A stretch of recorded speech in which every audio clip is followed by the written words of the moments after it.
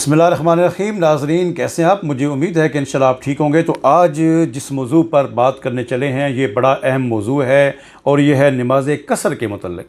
اور جب ہم خود بھی میں کئی دفعہ سفر پہ ہوتا ہوں تو میں کنفیوز ہو جاتا ہوں کہ یہاں پہ میری نماز قصر بنتی ہے یا نہیں بنتی. اور اس کے بعد دوسری طور پہ یہاں پہ یہ بھی ہوتا ہے کہ اب میں آرام میں ہوں. اب کیونکہ میں سفر پہ تو نہیں ہوں, میں تو ایک دوست کے پاس جانا تھا, اپنے ایک رشتہ دار کے پاس جانا تھا, میں تو اس جگہ پہ آ گیا ہوں. اب تو میں ڈرائنگ روم میں بیٹھا ہوں, اب تو میرے اوپر مطلب میں کوئی سفر میں تھوڑی ہوں, میں تو اپنی جگہ پہ پہنچ گیا ہوں. تو اس صورت میں کیا پھر بھی مجھے نماز قصر ادا کرنی ہوگی؟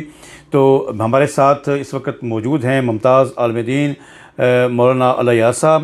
تو سر آپ کا بہت شکریہ کہ آپ تشریف لائے. تو یہ جو کنفیوژن ہے کو میں تو اپنی بات کرتا ہوں, آپ اس حوالے سے کیا کہیں گے آپ؟ دیکھیں,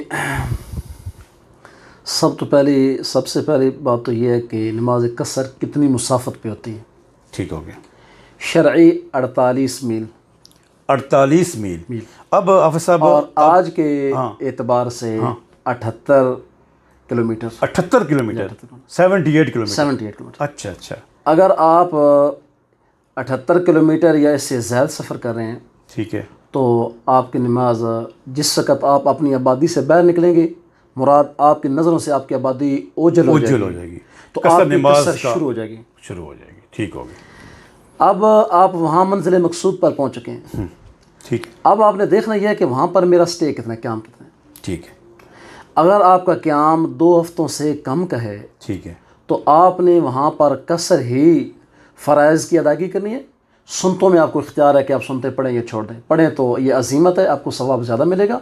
چھوڑ دیں تو آپ کو رخصت ہے. بالکل صحیح. تو آپ جب تک وہاں موجود ہیں, فارغ ہیں یا مصروف ہیں, کچھ بھی کر رہے ہیں, تو آپ کی نماز قصر رہے گی. ہاں, اگر آپ نے وہاں پر 2 ہفتوں سے زائد کی نیت کر لی ہے, 2 ہفتے یا اس سے زائد کی نیت کر لی ہے, تو وہاں پہنچتے ہی آپ کی نماز کامل ہو جائے گی. جو قصر کی آپ کو صورت تھی وہ ختم ہو جائے گی. ختم. بالکل. اچھا حافظ صاحب, یہاں پہ ایک اور سوال بنتا ہے کہ مثال کے طور پہ میں ایک جگہ پہ گیا ہوں, وہاں سے 78 کلومیٹر سے زیادہ کا سفر ہے, میں وہاں پہ بیٹھا ہوں, میں 12-13 دن وہاں پہ رہ گیا ہوں. ٹھیک ہے. اب اس کے بعد میرا وہاں سے اگلا سفر شروع ہو چکا ہے. مثال کے طور پہ ہم حرم میں جاتے ہیں, تو مکہ شریف میں جب ہم جاتے ہیں تو کچھ دن ہم وہاں پہ رہتے ہیں, پھر اس کے بعد ہمارا مدینہ شریف میں سفر شروع ہو جاتا ہے. اگلا سفر پھر اتنا ہے کہ آپ کا پھر وہ قصر وہاں پہ بھی وہ حکم لاگو ہوتا ہے. تو اس کا ہم اندازہ یہاں سے گھر سے نکلے ہوئے سفر پہ لگائیں گے یا اس مقام سے اس مقام پر جو ہم سفر کر رہے ہیں اس کا لگائیں گے؟ آپ اس کا اندازہ گھر سے لگیں گے. گھر سے لگائیں گے, یعنی کہ میں بات کو آپ کو کاٹ رہا ہوں. میں وضاحت کرتا ہوں. اچھا. آپ گھر سے نکلے, آپ نے 78 کلومیٹر سے زیادہ سفر کرنا ہے, لیکن آپ نے وقفے سے ٹھہرنا ہے. 3 دن یہاں, 3 دن 10 کلومیٹر آگے, تھوڑا مزید آگے. ٹھیک ہے. لیکن ایک جگہ پر آپ کا 2 ہفتے سے زائد کا کہیں پر بھی ارادہ نہیں, تو آپ جہاں پر بھی چلتے جائیں گے تو آپ کو قصر ہی پڑے. یعنی کہ مطلب جو سمجھ آئی ہے, جو مقصد سمجھ آیا ہے وہ یہ ہے کہ ایک جگہ پہ قیام 14 دن تک اگر آپ کا ہے تو آپ کو نماز قصر ادا کرنی ہوگی. 14 دن سے زیادہ اگر آپ کا وہاں پہ قیام ہوتا ہے تو پھر آپ کو پوری نماز پڑھنی پڑے گی.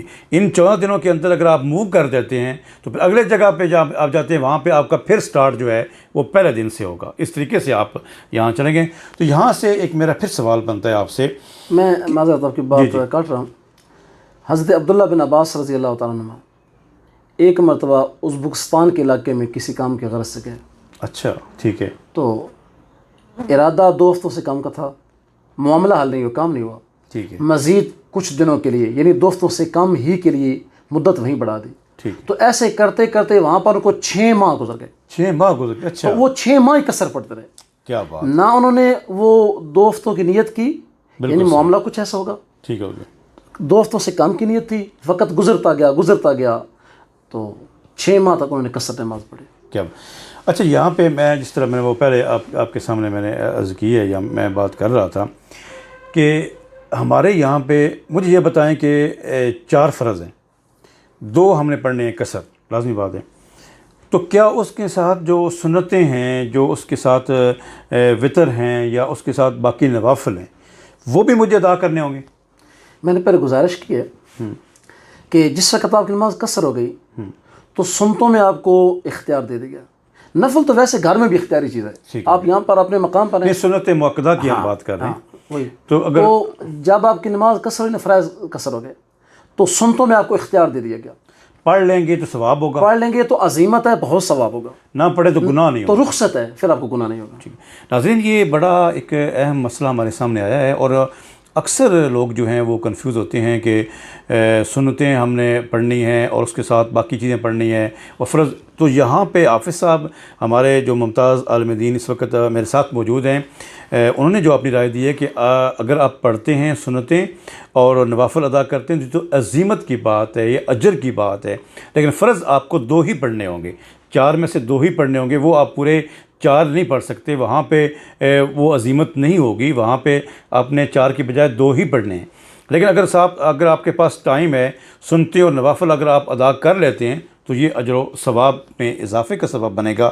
تو ناظرین، ایک بڑا اہم مسئلہ آپ کے سامنے آ چکا ہے. تو حافظ صاحب، اس حوالے سے میں پھر آپ سے میرے ذہن میں پھر ایک سوال آیا ہے کہ مثال کے طور پہ میری مستقل رہائش یہاں پہ، اور اس کے بعد میری ایک گھر، میرے بچے ایک دوسری جگہ پہ رہ رہے ہیں، اور وہاں پہ یہاں سے وہ قصر نماز جو ہے وہاں پہ اطلاق ہوتا ہے قصر نماز کا. تو میرا جو وہاں پہ 1 یا 2 دن کا جو وہاں پہ قیام ہوگا اس گھر میں، جو کہ ہمارا عارضی گھر ہے اور کرائے پہ ہم نے لیا ہوا ہے، لیکن بچے میرے ادھر بھی رہ رہے ہیں اور ادھر بھی میرا گھر ہے، تو وہاں پہ جا کے میں 1-2 دن قیام کرتا ہوں، تو وہاں پہ کیا نماز ایک قصر میں نے ادا کرنی ہے یا میں نے مکمل نماز ادا کرنی ہے؟ دیکھیں،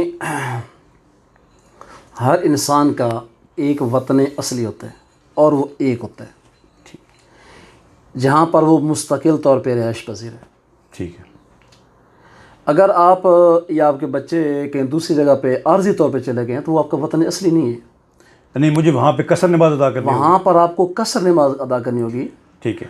ہاں، آپ کہیں اپنے گھر سے باہر رہ رہے ہیں اور آپ وہاں پر مقیم ہیں، آپ کامل نماز پڑھتے ہیں، تو 1 دن کے لیے 2 دن کے لیے آپ اپنے وطن اصلی میں آ گئے. یہاں پر 1 دن کے لیے کہ 2 دن کے لیے، اور سفر اتنا ہے کہ جہاں نماز قصر بنتی ہے. تو جو ہی آپ اپنے وطن اصلی میں پہنچیں گے تو اسی وقت آپ کی قصر ختم ہو جائے گی. وطن اصلی کا یہ ہے کہ جب بھی جس وقت بھی آپ آئیں گے آپ کی نماز قصر ختم ہو جائے گی. بہت آپ کے اس جواب سے بڑی وضاحت سامنے آ چکی ہے.